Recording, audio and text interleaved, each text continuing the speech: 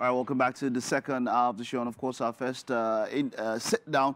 Now we have Sammi Edehi, a visionary solutionist, creative thinker, strategist, content developer, and also an actor. Over 14 years of experience in the creative sector and entertainment in Africa. Of course, well, when I think about somebody who is creative, somebody who does all of that and also acts, there are some questions that are in my mind. It's great to have you. You're welcome. Same here. Okay, so let's see.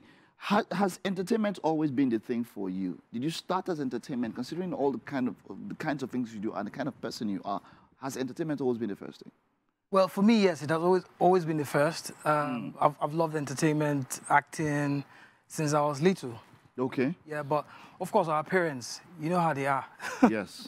They want you to study, they want you to graduate, you know, they want you to have a certificate. And of course, I had to do that as well. You know? Do you appreciate that they did that? Well, yes, I think, yeah, I do, honestly, because especially because of where we are as a country, where we are as in the creative space. You know, we don't have institutions set up for actors or models or dancers. You know, we don't have that set up yet. So it would be important to go to a tertiary institution, you know, graduate with good grades, and then, you know, with that experience, you know, you then veer into something you are more passionate about. You know, now you are more equipped, you have contacts, you have, you know, at least something you can fall back on. Were you doing this while you were, of course, had to go through school and all of that? Was entertainment still in the mix, or it had to go on a break and all of that? I'll be very honest. There's no how you love something and you don't find yourself doing it, even when you are doing something entirely different. Okay. So while I was in school studying electrical electronics, I found myself doing stage plays, doing dramas, doing comedy skits. Did you ever think of maybe moving to theater arts or something while you were studying a science course and all of that? Did it ever come to your mind? Yes. Yes. Because for those people, it's their course and all of that and all of that. And I had a lot of friends always tease me and say, "You're not supposed to be with us here. You're supposed to be." You know, I got a lot of that, but I'm grateful that I had that background. Okay. It has helped me with my business. Okay. Other things that I do. That you do. Because I don't believe you should, as an actor, you should be acting every day for the rest of your life.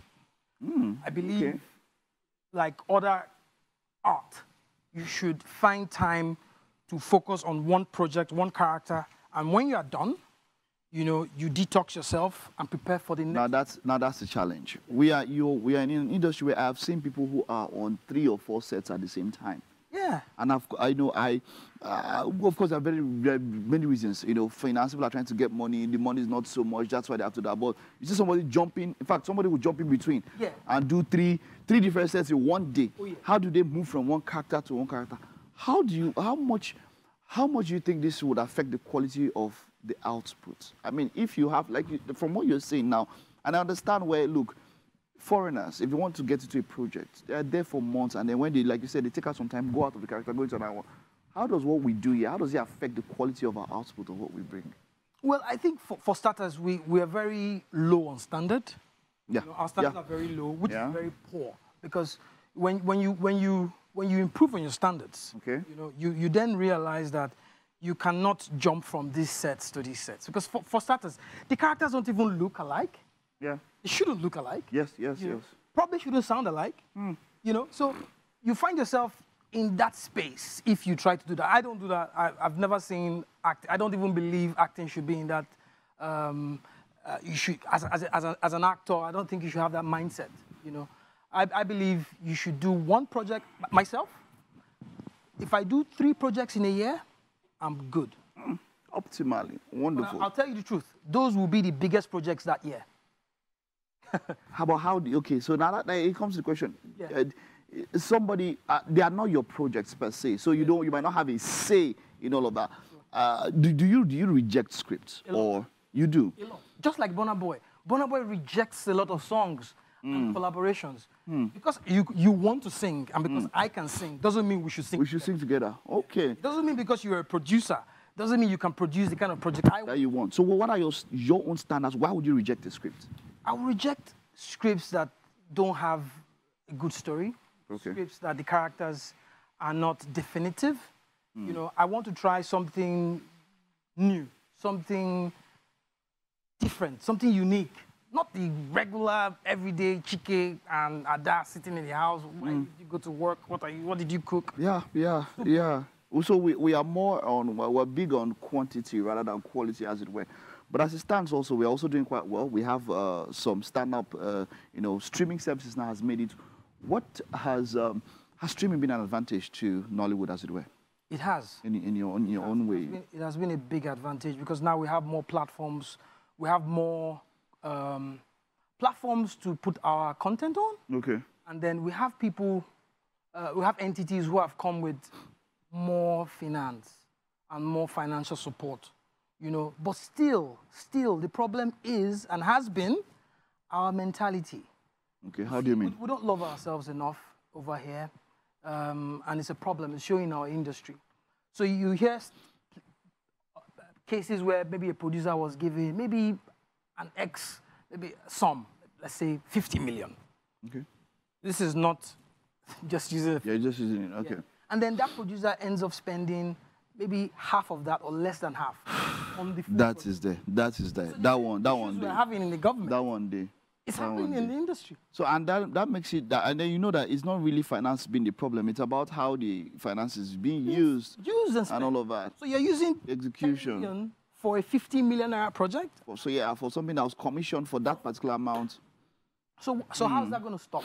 How's that going to end? So some people have stated that stories are the issues, production is the issue, that is not finance. Some people have said that it is purely finance. What would you say if you wanted to pin it down?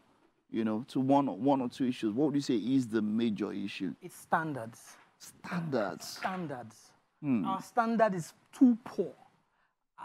I don't want to call names, but I don't think our content is exportable yet. It can be consumed. More people might beg to differ because if you look at export, I'm talking about we can expect these people in diaspora. Okay. Can people in Korea, in India, say, I'm searching to watch. The same way we watch K-drama as it is. Watch K-drama.